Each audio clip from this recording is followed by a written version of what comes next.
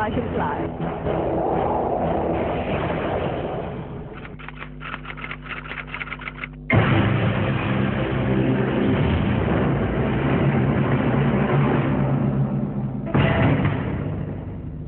Hi viewers, welcome back to Sahasikante Lokam, the world of adventure.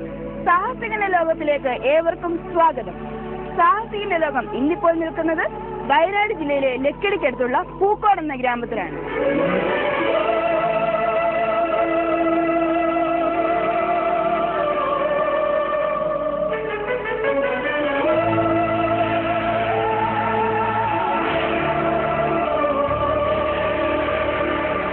കണ്ടില്ലേ, വളരെ പ്രകൃതി മനോഹരമായ ഒരു സ്ഥലത്താണ് നാം നിൽക്കുന്നത്. പൂക്കോടിന്റെ അഭിമാനമായ പൂക്കോട് ലേക്കിലാണ് നാം ഇന്ന്. ഇവിടെ ഇന്ന് വരാൻ ഒരു കാരണമുണ്ട്. ആ കാരണക്കാരൻ 71 വയസ്സുള്ള ഒരു വ്യക്തിയാണ്. Meet mister Pappachan.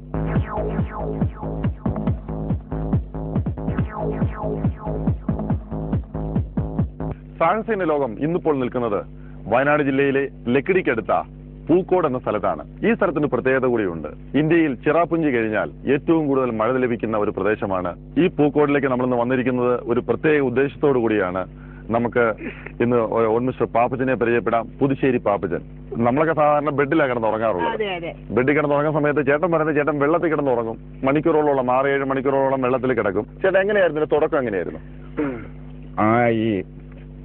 ഞാന് കൊല്ലം ജില്ലയിലെ പുനലൂരിൽ പേപ്പറൂരിന് സമീപം എലിക്കാട്ടൂര് കല്ലടയാറ് വഴി പോകുന്ന ആ എലിക്കാട്ടൂര് ശ്രീ ഭഗവതി ക്ഷേത്രത്തിന്റെ സമീപത്താണ് എന്റെ ജനനം. 1937 ഫെബ്രുവരി 4-ാം തീയതിയാണ് ഞാൻ ജനിച്ചത്. അപ്പോ ഒരു 10 വയസ്സുള്ളപ്പോൾ ഈ പേപ്പറമിൽ നിന്ന് ഈ കാസ്റ്റിംഗ് സോഡ എന്ന് പറഞ്ഞ വെള്ളം നഞ്ച് വെള്ളം അഴിച്ചു തുറന്നു വിടുമ്പോഴേ പേപ്പറിൽ ഈ മത്സ്യം പുഴയില് ആറ്റില് മത്സ്യം മയങ്ങി വീഴും. അങ്ങനെ ഞാൻ അവിടെ ചെന്നപ്പോഴേ ഞാനും ചെന്ന പുഴയില് കുളിക്കാൻ നിന്നപ്പോൾ അവിടെ ഈ വെള്ളം ഈ മീൻ ഇങ്ങനെ മയങ്ങുന്നുണ്ട്. ഞാൻ ഒരു കരയ്ക്ക് നിന്നിട്ട് വലിയ മീന് കുറുവ എന്ന് പറയുന്ന മീൻ ഇങ്ങനെ മയങ്ങി വരുന്നുണ്ട്. ഞാനൊരു കമ്പെടുത്തിട്ട് ഒന്ന് അടിച്ച് അതങ്ങ് പോയി, 2 അടിച്ചു അതും പോയി, 3-ാമത് ഒരു വലിയ മീന് മയങ്ങി വന്ന് അടിച്ച് അത് മയങ്ങി വന്ന് ഞാൻ എത്തിപ്പിടിച്ചപ്പോൾ പുഴയിലേക്ക് മറിഞ്ഞു വീണു. ഞാനങ്ങ് വീണുപോയി. അവിടെ കിടന്ന് ശരിക്കും വെള്ളം കുടിച്ച് താണ പരുവത്തിൽ അടുത്ത് ദൂരെ നിന്ന് ഒരാള് കൂടി വന്ന് അറിയത്തില്ലായിരുന്നല്ലേ എന്നെ ഇല്ല, അന്ന് അതാണല്ലോ താണു പോയത്. അങ്ങനെ താണു പോയത് കൊണ്ടാണ് അങ്ങനെ സംഭവിക്കേണ്ടത്. അപ്പോൾ അയാൾ എന്നെ പൊക്കിയെടുത്ത് കുറച്ച് വെള്ളമൊക്കെ ഞെക്കി കളഞ്ഞു. അദ്ദേഹത്തിന്റെ കയ്യിലിരുന്ന ഒരു മീനെ എനിക്ക് തന്നു വീട്ടിൽ പൊക്കളന്നു. അന്ന് മുതൽ ഞാൻ ഇങ്ങനെ വെള്ളത്തിൽ അഭ്യാസം പിടിക്കാം. പിന്നെ കുറച്ച് നാൾ കഴിഞ്ഞപ്പോൾ ആ പുഴയിൽ തന്നെ ഞാൻ വീടിനടുത്തുനിന്ന് കുറച്ചും കൂടെ താഴെ ഒരു കുഞ്ഞ് ആദ്യം പോയി. അവർ കുളിക്കാൻ വന്നതാണ്. ആ കുഞ്ഞ് ആദ്യം പോയി, അതോടുകൂടി ആ സ്ത്രീയും പോയി. ഞങ്ങളന്ന് ആട് മേയിച്ചുകൊണ്ട് കുറച്ച് പിള്ളേർ നിൽക്കുകയാണ്. ഞങ്ങൾ അവിടെ കിടന്ന് നിലവിളിച്ചതല്ലാതെ വേറെ ഒന്നും ചെയ്യാൻ കഴിഞ്ഞില്ല. അപ്പോൾ അന്ന് മുതൽ ഞാൻ വെള്ളത്തിൽ ഇങ്ങനെ അഭ്യാസം നടത്തണമെന്ന് വിചാരിച്ചു, അല്ല പഠിക്കണമെന്ന് വിചാരിച്ചു. അങ്ങനെ 14-ാമത്തെ വയസ്സിൽ സെക്കൻഡ് പാം പാസ്സായതിന് ശേഷം വീട്ടിലെ സാമ്പത്തിക ബുദ്ധിമുട്ടുകളെല്ലാം ഉണ്ട്. നമ്മൾ മലബാറിലേക്ക് വന്നു. വയനാട്ടിലെ മാനന്തവാടി പുതുശ്ശേരി എന്ന സ്ഥലത്താണ് നമ്മൾ താമസമാക്കിയത്. അങ്ങനെ താമസമാക്കിയ സമയത്താണ് ഞാൻ കുറച്ച് പ്രായം 10-20 വയസ്സായപ്പോൾ തന്നെ വീണ്ടും നാട്ടിൽ പോയി. അവിടെ നിന്ന് തന്നെയാണ് കല്യാണം കഴിച്ച് ഭാര്യയെ കൂട്ടി ഇവിടെ വന്നു. കുറച്ച് ദൂരെ അടുത്ത് തന്നെ പുഴയുള്ള അടുത്ത് തന്നെ സ്ഥലം എടുത്തു. ഒരു 3-4 സ്ഥലം എടുത്തു. അങ്ങനെ കഴിഞ്ഞപ്പോഴാണ് ഒരു 83 അങ്ങനെ ആയപ്പോൾ ഒരാളിങ്ങനെ വെള്ളൂർക്കാവില് കിടക്കുന്ന ഇങ്ങനെ വെള്ളത്തിൽ പൊങ്ങുകടി പോലെ കിടക്കുന്നുണ്ട്. അങ്ങനെ പത്രങ്ങളിലൊക്കെ കണ്ടോ ഇങ്ങനെ കിടക്കണം. അപ്പൊ നമുക്ക് ഇത് കഴിയില്ലേ എന്ന് ഉള്ള ഒരു തോന്നലില് ഞാൻ പുഴയിൽ പോയിട്ട് ഞാൻ കിടക്കാൻ തുടങ്ങി. കുറച്ച് ദിവസം അങ്ങനെ കിടന്നപ്പോൾ എനിക്ക് കുറച്ച് സമയം കിടക്കാൻ തോന്നി. പിന്നെ ഇത് കൂടുതലാകുമ്പോൾ ഇത് യോഗയിലും മറ്റുമാണ് ഇത് പഠിക്കുന്നതെന്നുള്ളൊരു സംശയത്തിലെ ഈ ശവാസനവും പ്രാണായാമവും ഒക്കെ കുറച്ച് പരിശീലിച്ചു. അങ്ങനെ പരിശീലിച്ചു കഴിഞ്ഞപ്പോൾ കുറച്ച് സമയമായി. പിന്നെ അത് നിത്യപരിശീലനമായപ്പോൾ കുറേ സമയമായി. പിന്നെ കുറെ കഴിഞ്ഞപ്പോൾ അത് ഒരു ദിവസം മണിക്കൂറുകളോളം പറ്റുമോ നോക്കുമ്പോൾ ഒരു 6 മണിക്കൂർ വരെ, രാവിലെ ഒരു 8 മണിയാകുമ്പോൾ ഒരു 6 മണിക്കൂർ വരെ കിടക്കുന്നതിനും വിഷമം ഉണ്ടായിരുന്നു. നമ്മൾ ഈ ബെഡിൽ കിടക്കുന്ന പോലെ തന്നെ കിടക്കും. വാട്ടർ ബെഡ് യോഗ ഒരു കുറച്ച് ചെയ്യും, വെള്ളത്തിൽ കിടന്ന് തന്നെ ചെയ്യും.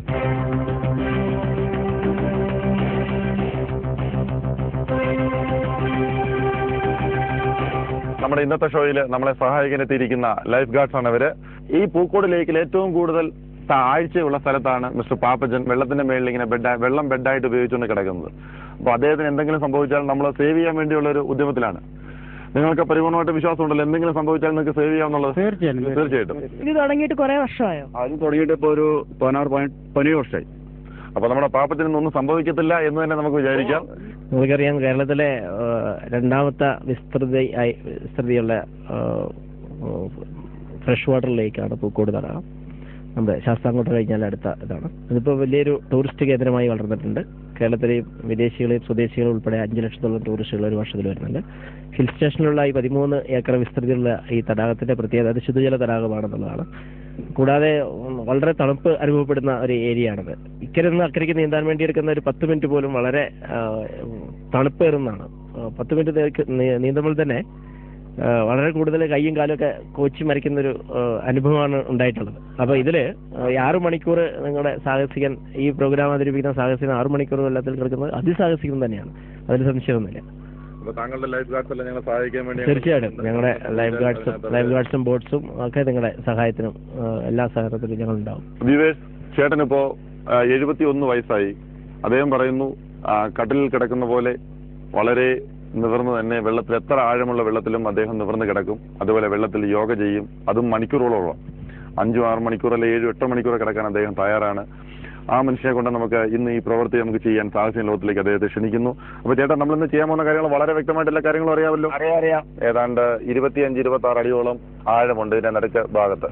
അവിടെയാണ് ചേട്ടനെ വെള്ളത്തില് കിടക്കാൻ പോകുന്നത്, ബെഡാക്കി കിടക്കാൻ പോകുന്നത്. അപ്പൊ എല്ലാ പ്രാവശ്യവും ഞങ്ങൾ പറയുന്ന പോലെ ഒരു കാര്യം കൂടി പറയുന്നു. ചേട്ടൻ എന്തെങ്കിലും സംഭവിച്ചാൽ ഏഷ്യാനെറ്റോ സാഹസികന്റെ ലോകത്തിൽ വർക്ക് ചെയ്യുന്ന ഈ ക്രൂസോ ഞാനോ ഒരു മനുഷ്യരും ഇതിന് യാതൊരു വിധത്തിലുള്ള ഉത്തരവാദിത്വം വഹിക്കുന്നതല്ല. ഇതിന്റെ എല്ലാ ഉത്തരവാദിത്വങ്ങളും ചേട്ടനിൽ തന്നെ നിക്ഷിപ്തമാണ്. ഞാൻ സാരോവർ വരെ പോകണമെന്ന് എന്റെ ആഗ്രഹം. അവിടം വരെ പോയി ഇങ്ങനെ ചെയ്യണം. അത് സാരോവറായി കണക്കാക്കിയാണ് ഞാൻ ഇന്ന് ഈ പൂക്കോട്. അതെ. അപ്പൊ ഇത്രയും പ്രായമുണ്ടെങ്കിലും വളരെ കോൺഫിഡന്റ് ആയിട്ട് ഈ പ്രോഗ്രാം ചെയ്യാനകത്ത് ചേട്ടനെ നമ്മൾ അപ്രീഷിയേറ്റ് ചെയ്യുന്നു. ചേട്ടാ അപ്പൊ നമുക്ക് തുടങ്ങാം.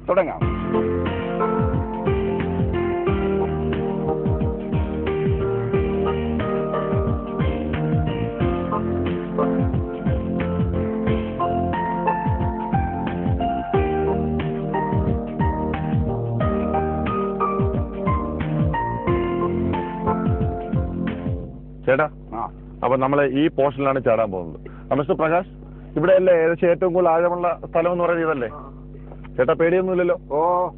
വളരെ പെർഫെക്റ്റ് ആണ്, പേടിയില്ല, ഒരു പ്രോബ്ലം ഇല്ല. അപ്പൊ നമുക്ക് ചാടാം. ഓക്കെ ചേട്ടാ.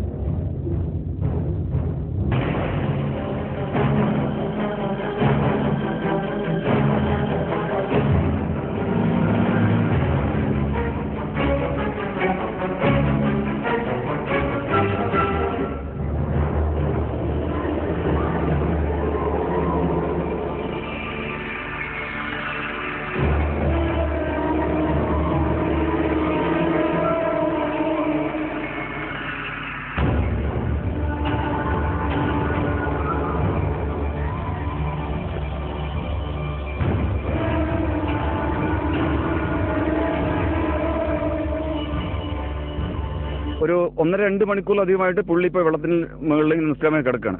പല യോഗാസനത്തിന്റെ പല ആസനങ്ങളും പുള്ളി അതിനെ കാണിച്ചു. വെള്ളത്തിൽ നിന്നിട്ടുകൊണ്ട് തന്നെ ഇത് വലിയ ഒരു പ്രയാസപ്പെട്ട സംഭവം ആർക്കും ചെയ്യാൻ കഴിയുമെന്ന് എനിക്ക് തോന്നുന്നില്ല. കാരണം ഇത്രയും ആഴത്തിലുള്ള ഈ പൂക്കോട് ലേക്കിന് ഇത്രയും ഒരു 70-75 അടി ആഴമുള്ള ഈ ലേക്കിന് ഏറ്റവും കൂടുതൽ ആഴമുള്ള ഒരു ഭാഗത്താണ് പുള്ളി ഇത്രയും നേരം